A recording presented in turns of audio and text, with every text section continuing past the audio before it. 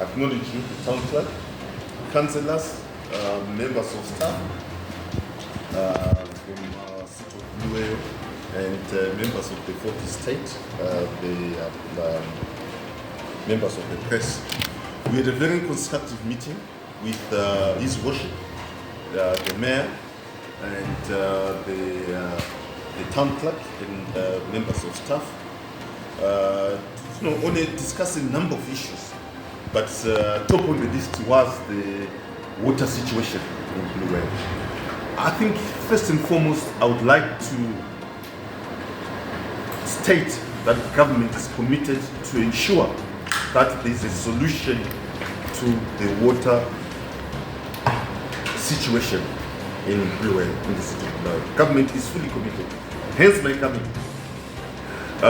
My colleague, the Minister of Lands, Agriculture, Water, was here about a week or 2 weeks before, here to talk about the water situation. And I'm here again as a follow-up to the discussions which were held between my colleague and the city of Bulawayo. So it's really, this demonstrates the seriousness with which government takes the water supply situation in Bulawayo. In summary, they are what we discussed with His Worship the Mayor and the Town Clerk is a three-stage solution to the water situation in Bulawayo. Firstly, short-term, secondly, medium-term, and thirdly, long-term. The short-term, which we discussed, and also which was also discussed with my colleague, Minister Masuka, is firstly the security arrangements at Namandiogo. That will be implemented. That has to be done. The second issue which we discussed is government to facilitate investment in the short-term solutions of the addressing the water situation in Bulawayo. About $40 million is required, and the mayor is worshiping the mayor, and the town clerk had meetings with a number of partners to participate in the funding, and we will be engaging further to ensure that we unlock that funding. The third issue which we discussed as well was to facilitate the city to get foreign currency to address some of the requirements. So those are the three issues in the short term which are required and which government will address. We then discussed the medium-term solution, which is glass block. And glass block, from the figures which were given by His Worship, will increase the inflows of water to Bulawayo by 70%. And it's near Mbalambala. And from what His Worship said, the 32 kilometer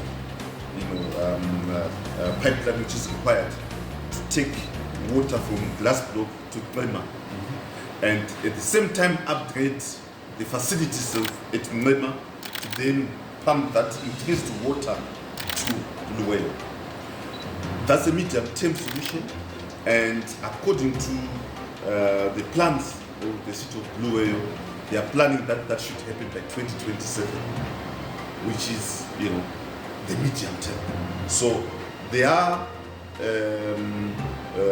potential private players who are interested to fund it. There is a technical committee, there is a financial committee which is looking at the issues, and those committees are supposed to report by the end of April in terms of the analysis of the medium-term solution of water supply to Bulawayo.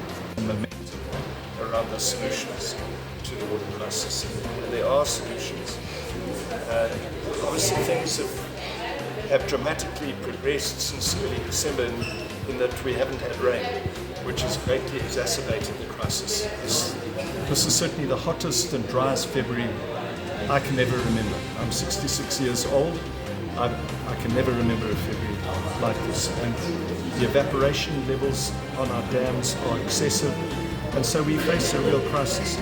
And what was gratifying about today was that clearly the government understands the crisis. We explained what needs to be done, and as the Minister said, in the short term we need Yamadlovo secured, further pumps supplied, electrical switchgear supplied to Yamadlovo, but then those pumps protected.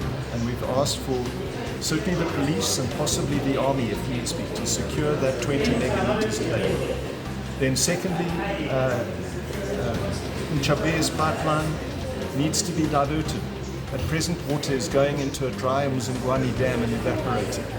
And our engineers have advised about a diversionary pipeline. It's only 2.5 kilometers, and then there need to be booster pumps. That in turn will dramatically increase the amount of water that we get from Nchabez. And as I've said time and time again, we actually have substantial quantities of water as I speak in Nchabez. Although it's not a big dam, it's a deep dam, and so it's over 70% full. And it is our lifeline to get through this winter and the next summer before the next rains. But we need to improve that pipeline. And then there are ancillary works, improving the pumping at Mzungwani pump station, improving the pumping at Nyankuni dam, which still has 30%, and then ideally improving the pipeline from Insiza to Nema water treatment works. That is not working to full capacity. If we do all of those works, we are satisfied that we can take the city through this drought and through this winter. That will require about $14 million US dollars to do that work.